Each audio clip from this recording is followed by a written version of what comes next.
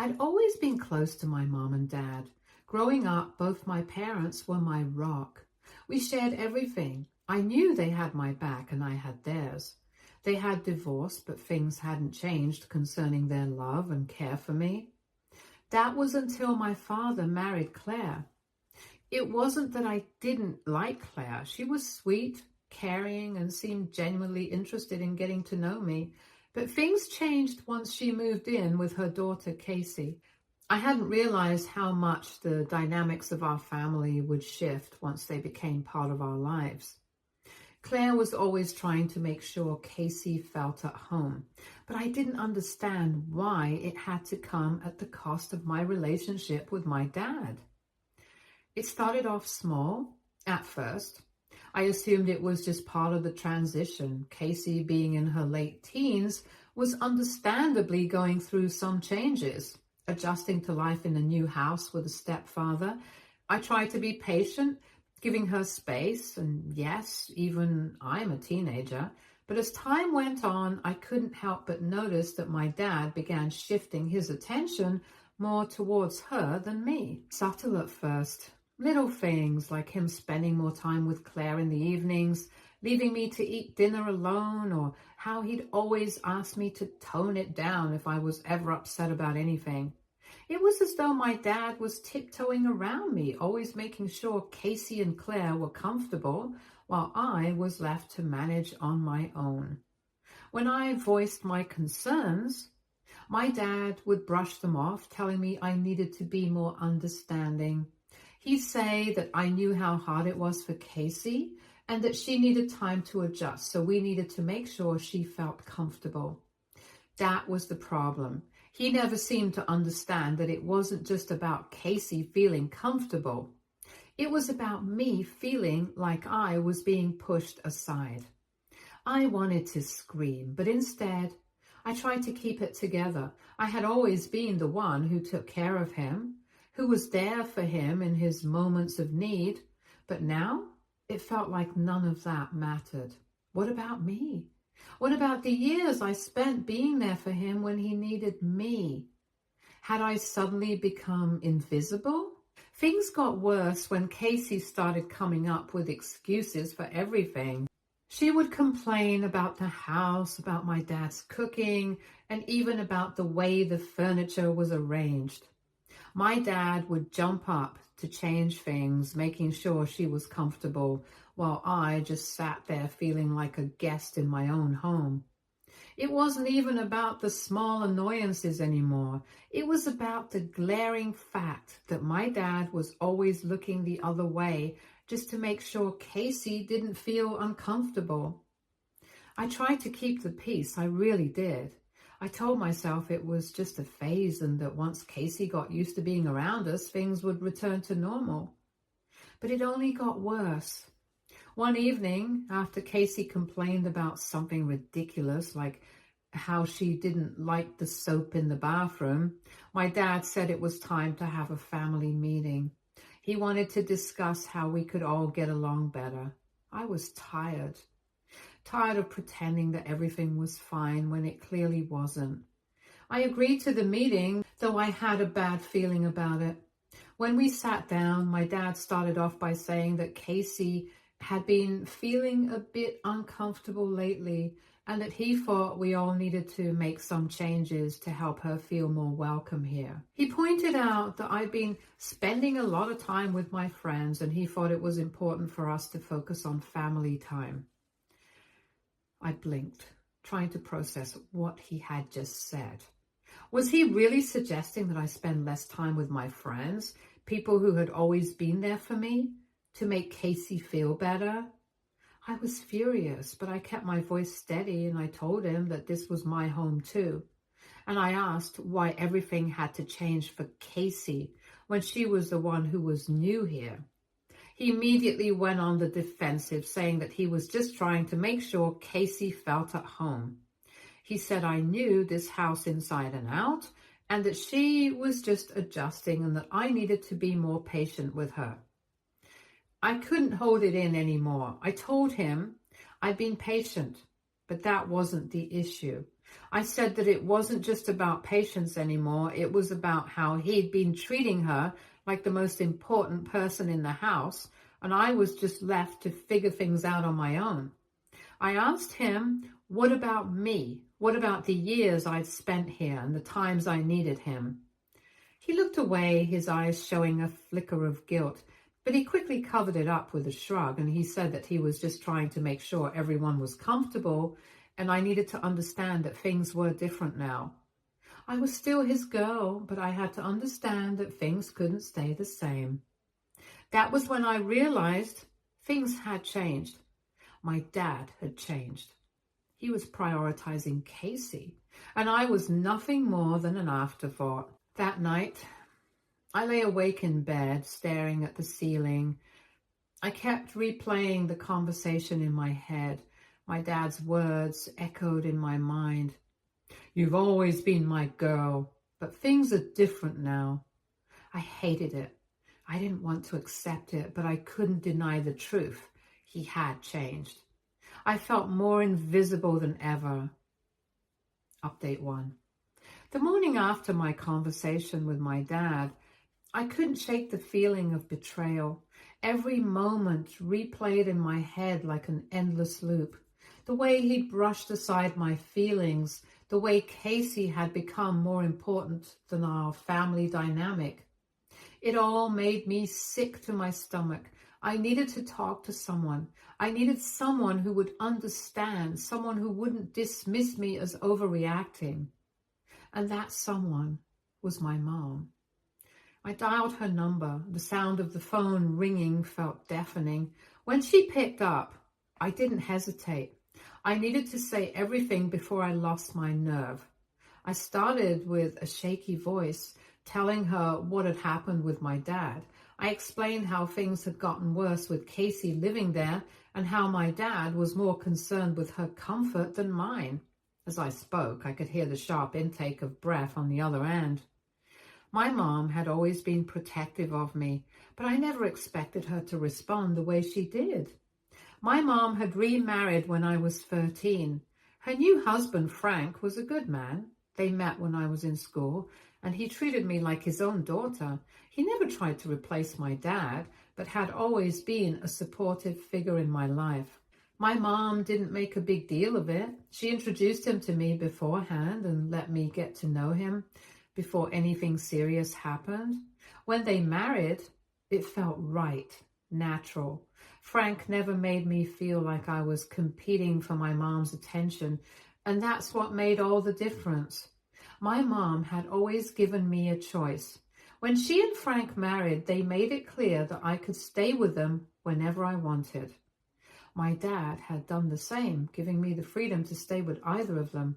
It was a wonderful arrangement, and I cherished it. But now, with my dad prioritizing Casey over me, everything has shifted. I didn't want to be the one who felt neglected in my own family. I paused, unsure of how my mom would respond. She listened carefully, and then, in her calm and steady voice, she told me she was going to send my brother to pick me up. She said he would be there in a couple of hours and I should pack my things because I was coming home. The relief I felt at that moment was overwhelming. Just knowing that someone, anyone, was on my side made all the difference. I wasn't alone in this. My mom had always been my biggest supporter, and now she was proving it once again. I had a half-brother, Luke, who was 5 years older than me. Him and I got along well. He was never the overbearing type, and I had always appreciated the space he gave me. He had a different father, and I had my dad, but despite the differences, we were close. When my mom remarried, Luke didn't make it awkward. He welcomed me into their family with open arms, and Frank had done the same. There was never any tension between us, and I always admired Luke's maturity and the way he handled things. He was a solid guy, dependable and honest. When my mom said she was sending Luke to pick me up, I felt a surge of comfort. He knew how to handle situations calmly, and I knew he'd have my back. I spent the next hour packing my things, the weight of the decision settling in my chest. I had been on my own for a long time, but now leaving my dad's house felt like cutting a final tie. I didn't want it to come to this, but what other choice did I have? When I finished packing, I left a note on the kitchen counter for my dad. He wasn't home, probably still wrapped up in his new life with Claire and Casey. I didn't know when he would be back, but I wanted him to understand why I was leaving. I wasn't angry. I was heartbroken. I wasn't angry at Casey either. She was just trying to adjust to a new life. But my dad had let everything slip through his fingers. The note was simple. It read, "Dad, I need some space. I'm going to stay with Mom for a while. I can't be here anymore. I hope you understand." I wasn't expecting him to understand right away, but I needed him to know that I wasn't doing this out of spite. I was doing it because I needed to take care of myself. When Luke arrived to pick me up, I could feel the tension lifting. I grabbed my bag and followed him to the car, ready to leave the chaos behind. We didn't need to say much. I could tell by the look in his eyes that he understood. He'd always been the strong, silent type, and I appreciated that about him. As we drove to my mom's house, I thought back to when she remarried. It hadn't been easy for me at first. I was young, and it was strange to have a new man in the house. But my mom had made sure that Luke and I were involved every step of the way. She hadn't pushed Frank on me, and she hadn't tried to replace my dad. She gave me the space we needed, and in turn, Frank and Luke respected us. There was no tension, no drama. It wasn't like that with my dad. He hadn't asked me how I felt about Casey or her moving in. He didn't even consider how I might be affected by the sudden change.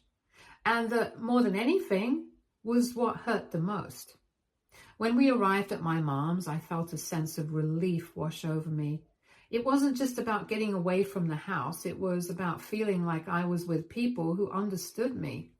People who weren't going to prioritize someone else over me. As I unpacked my things and settled into the guest room, I thought about the note I'd left for my dad.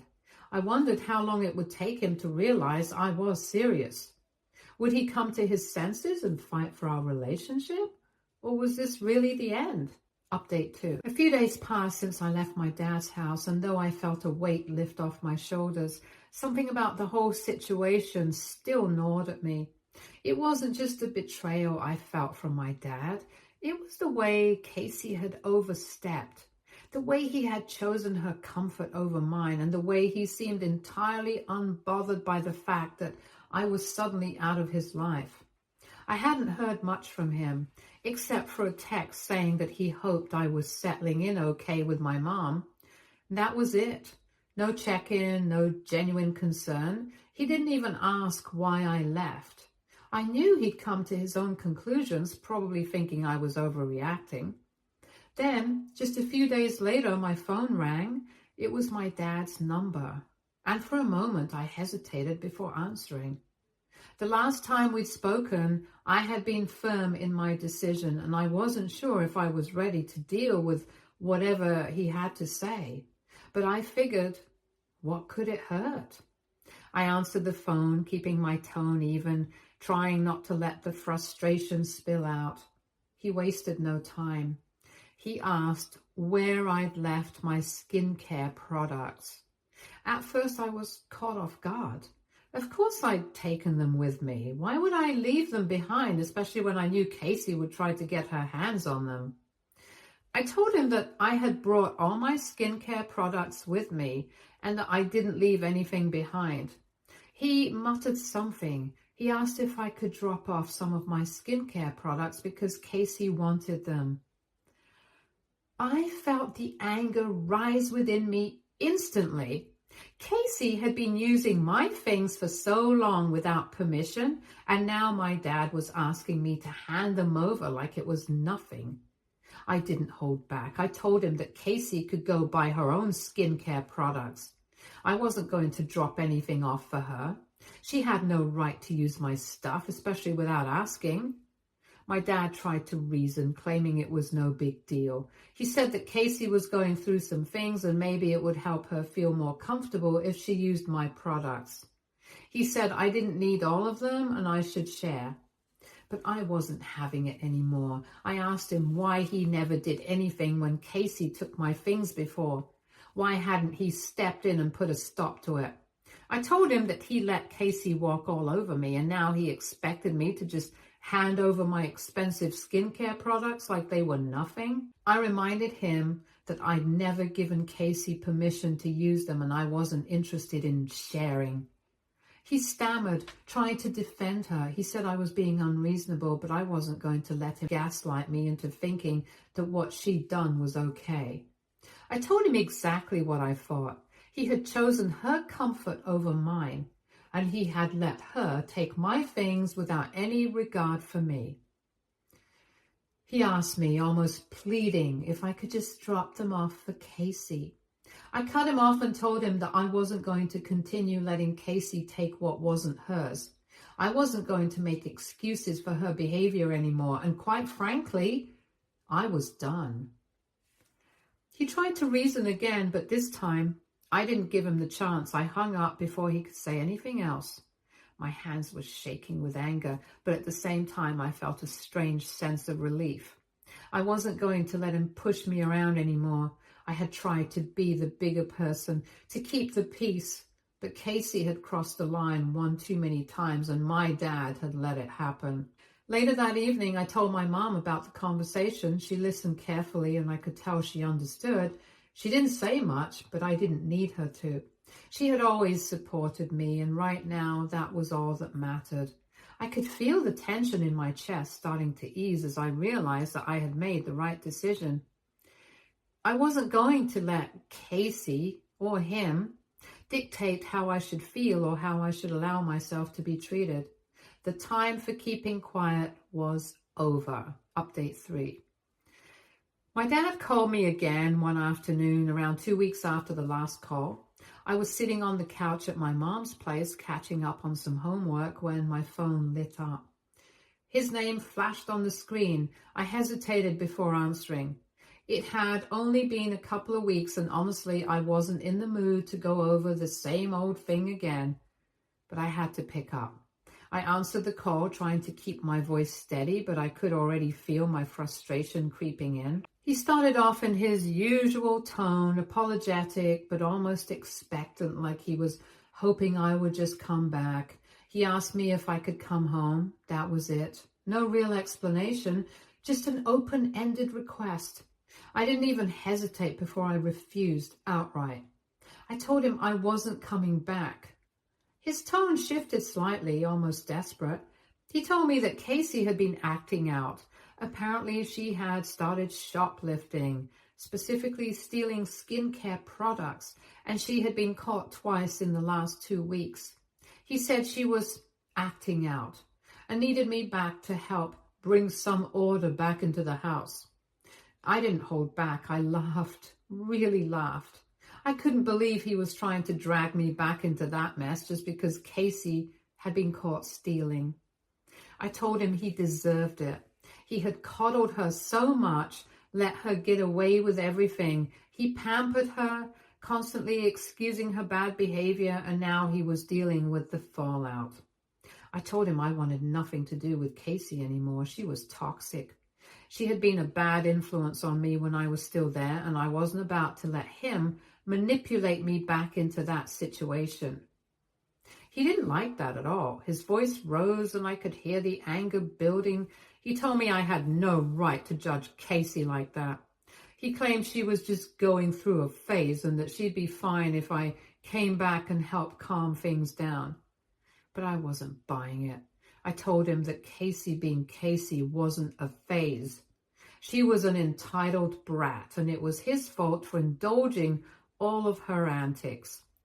He had made her this way by treating her like some kind of princess and excusing every bad thing she did. Now it was coming back to bite him, and he didn't know how to handle it. I heard him growl in frustration, probably thinking that I was being harsh, but I didn't care. I was done trying to reason with him. I told him point blank that he only wanted me back because I was the one who had to clean up after her mess, to put up with her stealing my things, and to keep the peace between him and his precious stepdaughter. His voice was trembling when he yelled at me. He told me I was being unreasonable and that I was making everything worse, but I just laughed. I told him that I wasn't the problem. He had been a pushover, letting Casey run all over him. He had turned her into a monster, and now he was paying the price. I reminded him that I hadn't stolen from anyone or caused trouble, but because of his indulgence, Casey had become a major problem. I told him that I was going to talk to my mom about this. I wasn't going to deal with his manipulations anymore. I was done being the scapegoat for Casey's behavior, and if he didn't get that, then he could keep going down this path alone.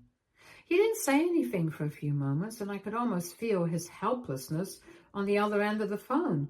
Finally, he muttered something about how I should at least try to be a little more understanding, but it was too late. I had made up my mind, and I wasn't going to allow him to drag me back into his mess. I told him that I had done enough, that I was going to focus on my life, and that I wasn't going to sit around cleaning up after him and his new family.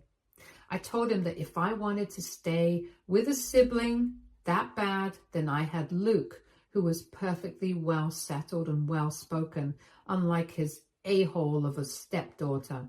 Then I hung up. When I went to tell my mom about the conversation, she listened quietly as usual. She didn't try to interrupt and didn't make any comments, but I knew she understood.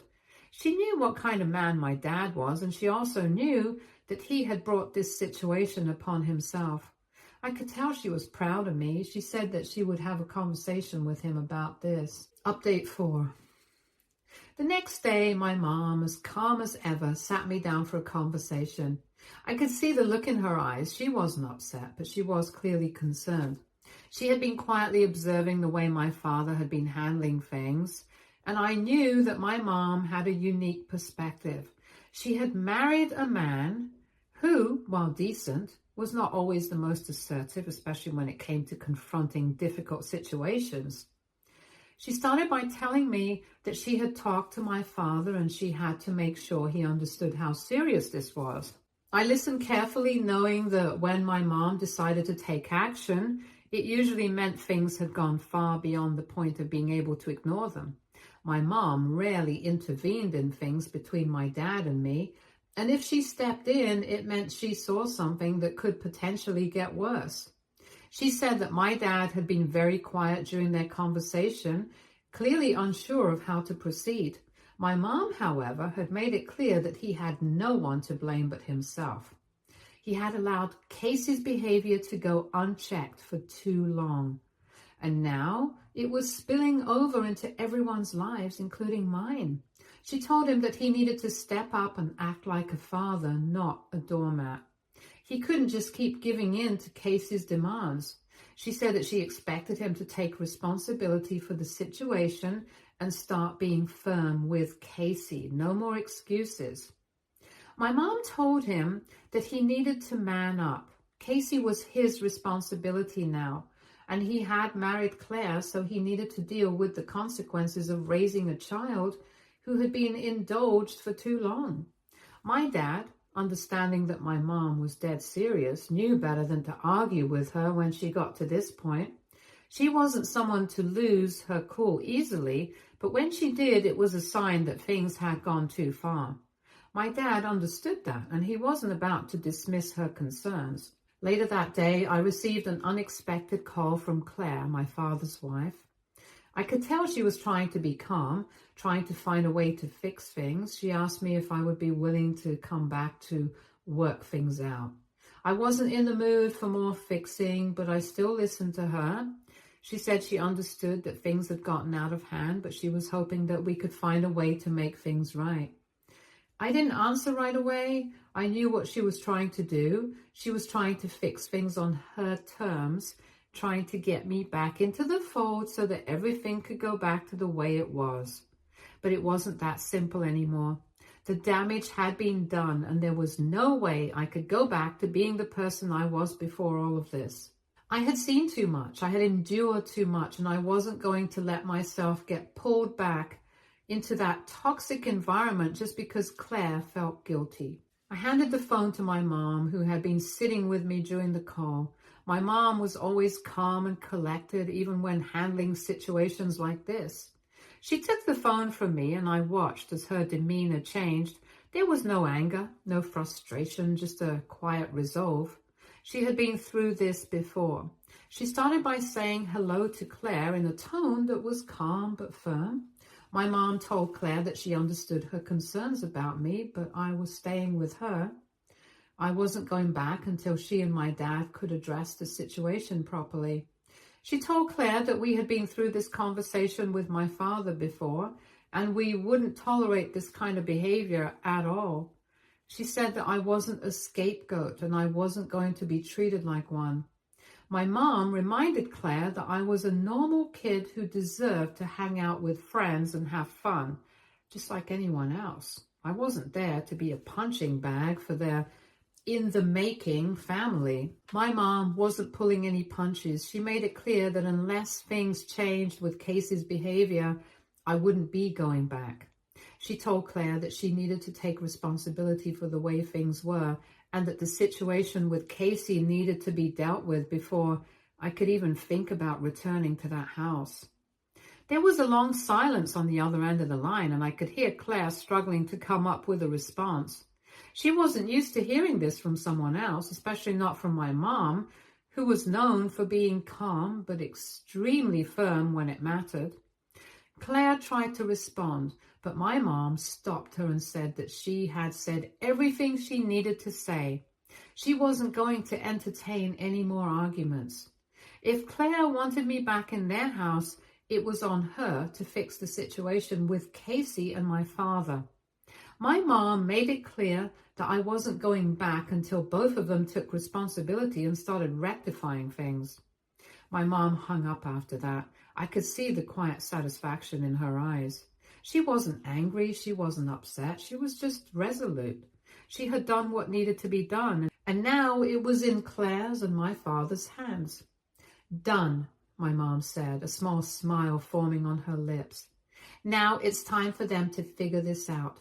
You're not going back into that house until things change. I nodded in agreement. My mom had always had my back, but I hadn't realized just how much until this moment. She wasn't afraid to stand up for me, and she wasn't afraid to say what needed to be said. Update 5. A month later, my father called again. This time his tone was different. There was a hint of genuine regret in his voice, and I could tell he was trying to make amends. He started by apologizing for being so thick-headed, admitting that he had been caught up in his own guilt and had failed to see how much damage he was doing. He said he would put in more effort, that he was willing to spend more time with me, just like we used to before all of this chaos. I was glad to hear it, but I wasn't about to jump back into things too quickly. I needed him to show me that he could really change, that he wasn't just saying the right things to get me to come back. I told him that I was willing to accept his apology, but I made it clear that if he started acting stupid again, as he had before, then I would cut him off without a second thought. I wasn't going to let him drag me back into that toxic situation. There was a long pause on the other end of the line, but then he told me he understood. He promised that he would try his best to make it up to me, that he would be there for me, and that he wouldn't let Casey's behavior get in the way of our relationship anymore. I didn't feel fully reassured yet, but I appreciated the effort.